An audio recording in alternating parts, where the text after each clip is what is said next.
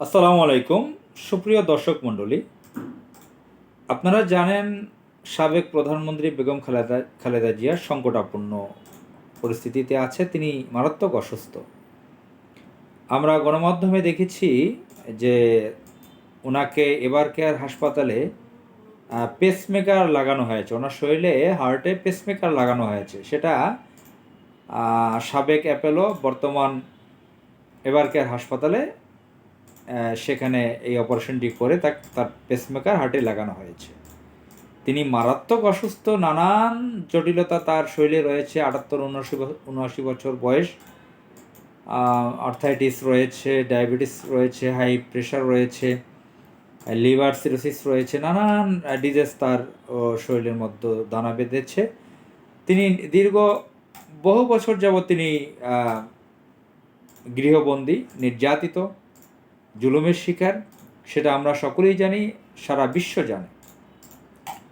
তো বেগম খালেদা জিয়ার চিকিৎসা সম্পর্কে আপনারা জানেন যে তিনি ঢাকার বেসরকারি হাসপাতালে, ইউনাইটেড হাসপাতালে চিকিৎসা নিচ্ছিলেন কয়েক বছর।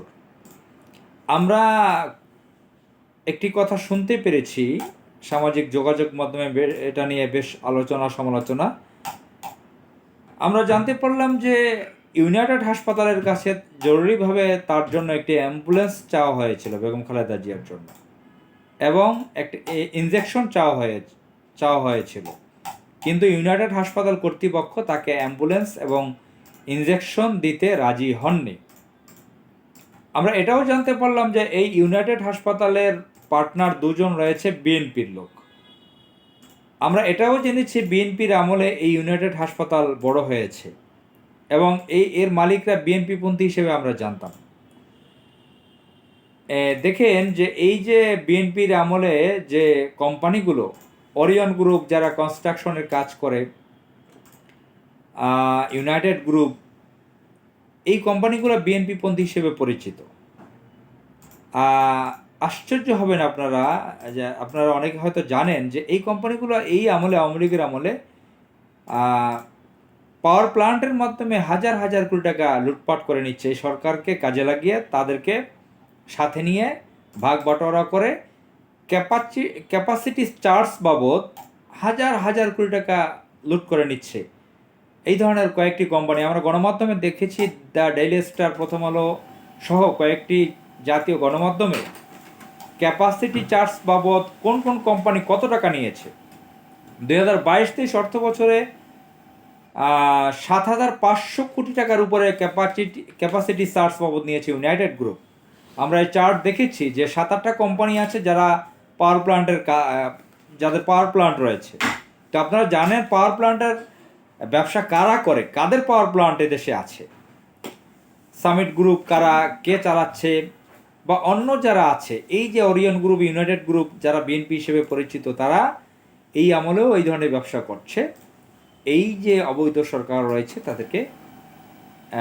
তাদেরকে সাথে নিয়ে।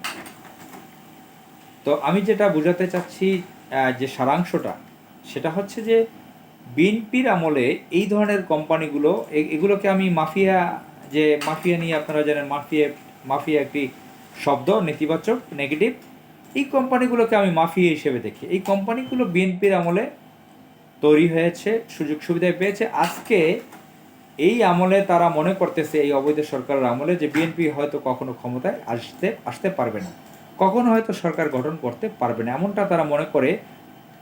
এমন তারা কট্টর আওয়ামী লীগ হয়ে গেছে। তারা বিএনপির সাথে এমন এমন আচরণ করতেছে, এটা তো জেনে মানুষ আশ্চর্য হয়ে গেছে। স্ট্রেঞ্জ যে বেগম খালেদা জিয়ার চিকিৎসার ব্যাপারে অনেকেই সহানুভূতি দেখায় বিভিন্ন কোম্পানিগুলো, তারা সম্মান দেখায় বিভিন্ন হাসপাতালের কর্তৃপক্ষ।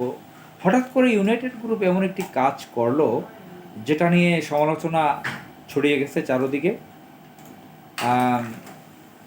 তো সরকার তো তাকে বিদেশে যেতে দিতে চাচ্ছে না, আটকিয়ে রাখতেছে, তাকে মেরে ফেলতে চায়। তারা এককভাবে দেশটা দখল করে খাবে। বেগম খালেদা জিয়া যদি কোনো ক্রমে প্রধানমন্ত্রী হতে পারে, তার ডাকে যদি কোটি কোটি মানুষ রাস্তা নেমে আসে, সেই ভয়ে তো তাদের কাজ করে। সুতরাং এই যে ইউনাইটেড গ্রুপ যে কাজটা করলো, এটা হচ্ছে যে তারা এখন নিজেদেরকে অনেক প্রভাবশালী ভাবছে, যে মনে করতেছে উনি তো শেষ হয়ে যাচ্ছে, বিএনপি তো কখনো সরকার গঠন করতে পারবে না, রাষ্ট্রীয় ক্ষমতা আসতে পারবে না, সুতরাং এই সমস্ত পাত্তা দেওয়ার সময় নেই। যাই হোক, মহান আল্লাহ তাআলা আমাদের সকলকে হেফাজত করুন। আসসালামু আলাইকুম।